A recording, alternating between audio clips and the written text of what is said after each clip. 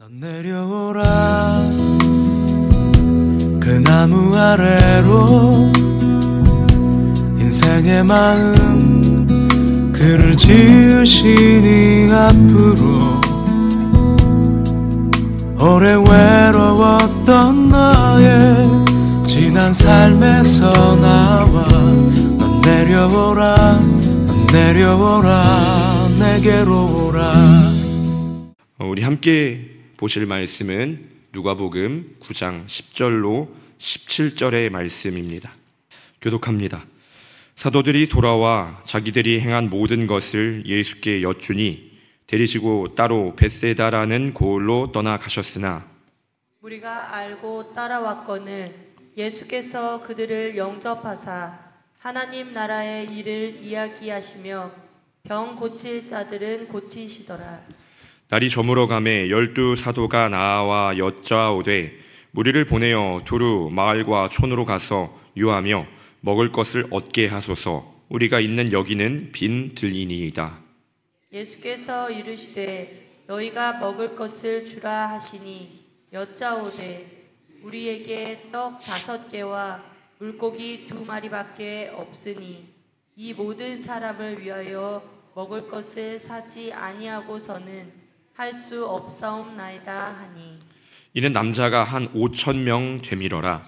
제자들에게 이르시되 때를 지어 한 50명씩 앉히라 하시니 제자들이 이렇게 하여 다 앉힌 후 예수께서 떡 5개와 물고기 2마리를 가지사 하늘을 우러러 축사하시고 떼어 제자들에게 주어 무리에게 나누어 주게 하시니 먹고 다 배불렀더라. 그 남은 조각을 12바구니에 거두니라. 아멘.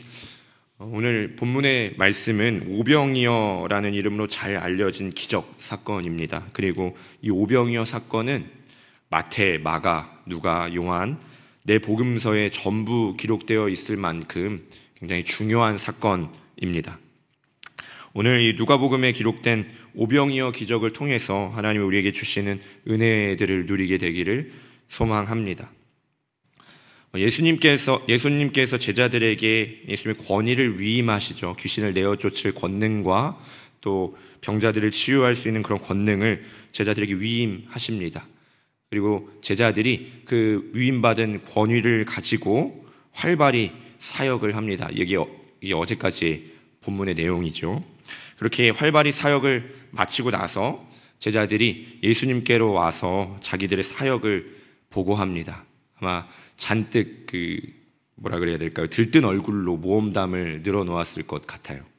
귀신이 떠나가고 병든 자가 치유받는 그런 역사들을 주님이 아니라 우리도 할 수 있네 하면서 이런 두근두근 되는 마음으로 주님 제가요 이러면서 자랑하면서 사역을 보고했을 것 같아요. 그런데 이 제자들의 사역의 결과 때문인지 또 아니면 예수님의 명성 때문인지 벌써 많은 무리가 예수님과 제자들을 따르고 있었습니다. 예수님은 언제나 그렇듯이 이들을 외면하지 않으시고 말씀을 가르치시고 병자들을 치유하셨습니다. 그런데 그렇게 시간을 보내다가 이윽고 날이 저물었습니다. 이제 식사를 하고 휴식을 취해야 할 시간입니다. 제자들도 바쁘게 사역을 했고 또 예수님도 바쁘게 사역을 했기 때문에 아마 식사할 겨를도 없었던 것 같아요.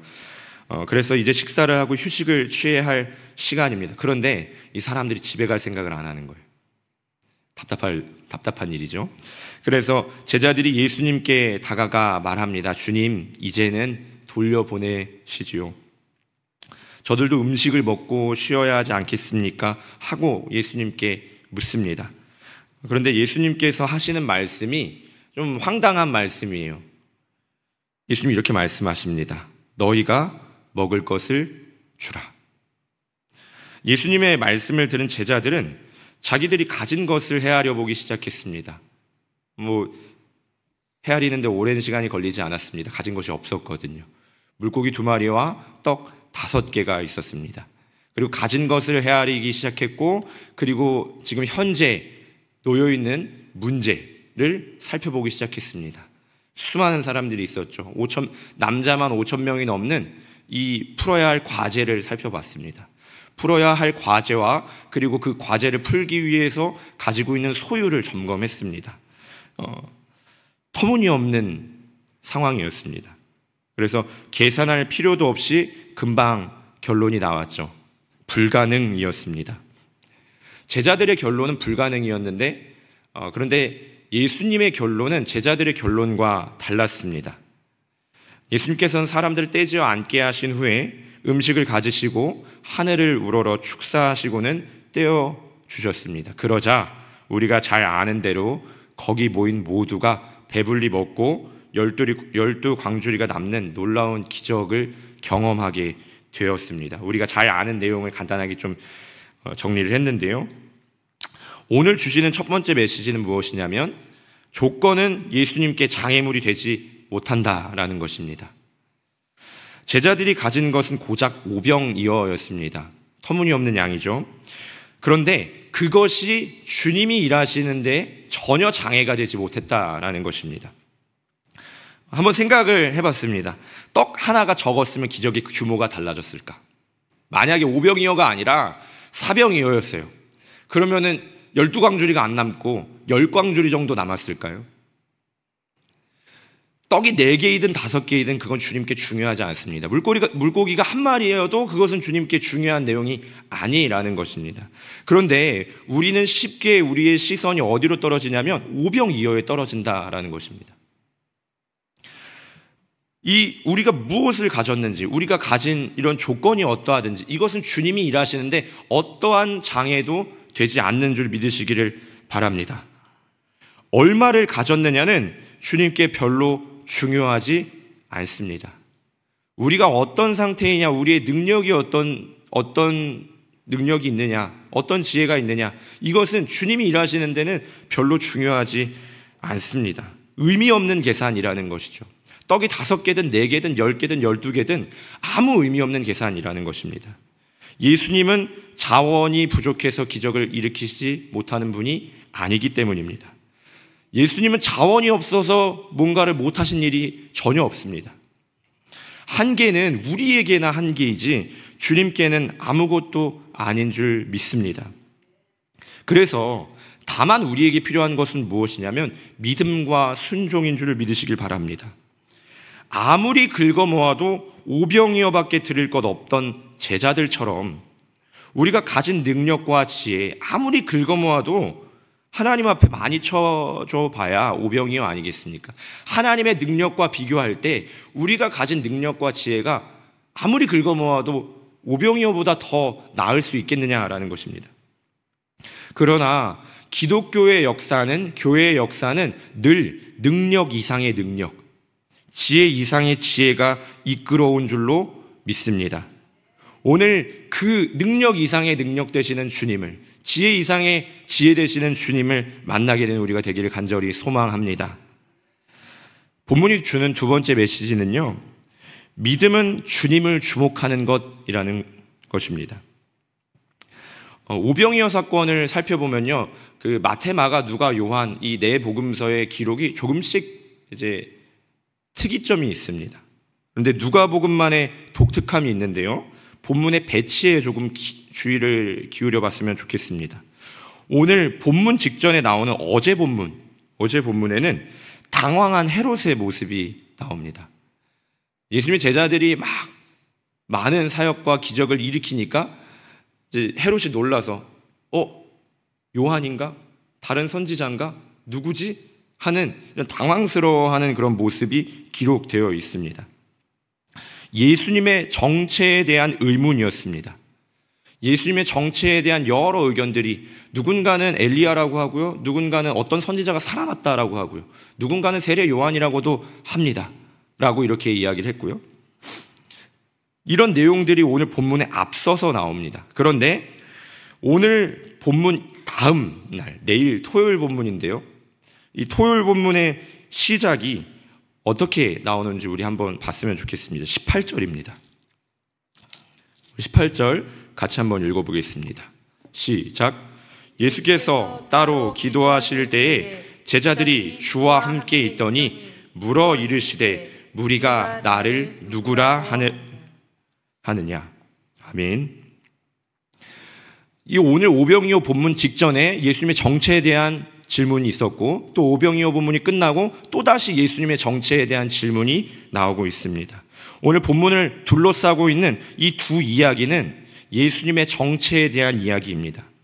담임 목사님께서도 말씀하셨듯이 누가복음 8장부터 계속해서 본문은 예수님의 정체에 대해서 우리를 주목하게 합니다. 자연 세계를 주장하시는 창조주 예수 그리스도, 영적 세계를 다스리시는 유일신 하나님, 질병과 죽음을 이기시는 생명의 주님, 그리고 오늘 오병이어 사건에서 살펴보듯이 없는 것을 있게 하시는 하나님, 바로 예수님이신 줄로 믿으시기를 바랍니다. 믿음은 이런 예수님의 정체에 주목하는 것인 줄로 믿습니다. 다시 오병이어 사건으로 한번 가봤으면 좋겠어요. 떡과 물고기의 수를 세며 조건과 환경에 시선을 두고 있는 제자들에게 마치 주님이 이렇게 말씀하고 계시는 것 같아요. 얘들아, 나를 봐. 내가 누구야? 라고 물으시는 것 같습니다. 여전히 우리의 삶의 자리에서 주어진 문제, 해결해야 될 문제 앞에서 우리의 능력과 우리의 지혜를 계수하고 있는 우리에게 주님이 물으시는 것 같아요. 사랑하는 아들아, 사랑하는 딸아, 나를 보거라. 내가 누구냐? 라고 물으십니다. 여러분, 주님이 누구십니까? 그 주님 앞에 오병이어가 무엇이고 5,000명, 10,000명, 100,000명, 1,000,000명, 이것은 또 무엇입니까? 여러분, 작은 부스러기여도 아무래도 좋습니다. 오병이어가 아니어도 괜찮아요. 작은 부스러기라도 주님은 일하시는 줄로 믿습니다. 지금 제자들 앞에, 그리고 지금 우리와 함께 하시는 주님, 그분이 누구시냐라고 주님이 우리에게 물으십니다. 우리의 조건이, 상황이, 환경이 감히 주님 앞에 고개를 들 수도 없는 줄 믿으시길 바랍니다. 눈앞에 놓인 상황과 손에 들린 소유의 시선을 빼앗긴 나머지 가장 중요한 주님을 놓치면 안 됩니다. 땅에 묶여있는 시선을 들어올려서 주님을 바라보십시오. 삶 속에서 크고 작은 문제가 우리를 찾아올 때 주님은 우리에게 무엇을 얼마나 가지고 있냐, 그 문제가 얼마나 크고 작냐를 묻지 않으십니다. 주님이 우리에게 물으십니다. 20절 말씀 앞부분만 함께 읽어봤으면 좋겠습니다. 시작. 예수께서 이르시되 너희는 나를 누구라 하느냐. 아멘. 주님 오늘 물으십니다. 너희는 나를 누구라 하느냐? 너희는 나를 누구로 알고 있느냐? 오늘 그 주님의 정체를 바라보게 될 때 온 우주와 만물을 다스리시는 그 하나님, 그 하나님이 우리와 함께 하시는 줄로 믿습니다. 우리의 조건과 환경 관계없이 일하시는 하나님이, 창조주 하나님이 우리와 함께 하시는 줄로 믿습니다. 그 하나님을 바라볼 때 믿음이 생겨나는 것입니다. 환경과 조건, 그것을 뛰어넘어 주님의 정체를 바라볼 수 있는 저와 여러분 되기를 간절히 소망합니다. 오늘 기도하실 때 주님을 더욱 깊이 알고 누리게 해달라고 그렇게 기도하는 이 새벽 되었으면 좋겠습니다. 주님, 주님의 영광을 더욱 보여주시옵소서. 주저앉은 여러 문제 가운데에서 낙심한 우리의 마음을 일으켜 세우는 주님의 그 위대하심을 보게 하옵소서. 이런 마음으로 우리 함께 기도합시다. 문제 앞에서 문제가 아닌 주님을 주목하는 저와 여러분 되기를 간절히 축복합니다. 기도하겠습니다. 이슬미 청년, 오하엘 오하랑 어린이, 그리고 오하겸 어린이 하나님 앞에 1,000번째 드렸습니다. 기도하겠습니다. 사랑의 주님, 감사합니다. 오늘 우리 앞에 여러 가지 문제가 우리를 근심하게 하고 또 염려하게 합니다. 하나님, 우리는 항상 마주한 문제에 비해서 지극히 작은 우리의 능력과 지혜로 인하여 낙심하고 좌절하기 쉽상입니다. 그러나 이제는 문제의 크기보다 또 우리가 가진 소유의 크기보다 훨씬 크고 놀라우신 주님께 주목하기를 원합니다. 믿음은 내가 무엇을 가졌느냐, 내가 무엇을 할 수 있느냐가 아니라 주님의 누구시냐, 여기에 주목하는 것인 줄로 믿습니다. 하나님, 오늘 하루도 주님을 주목하는 우리가 되게 하여 주옵소서. 주님을 바라볼 때 우리 안에 믿음이 더욱 견고해질 줄로 믿습니다. 오늘 하루 이 새벽 기도할 때 주님의 영광을 우리에게 나타내 주시옵소서. 온 우주 만물보다 크신 하나님, 오늘 주님을 더욱 누리길 원합니다. 함께하여 주시옵소서. 감사드리며 거룩하신 우리 주님 예수 그리스도의 이름으로 기도드렸습니다. 아멘.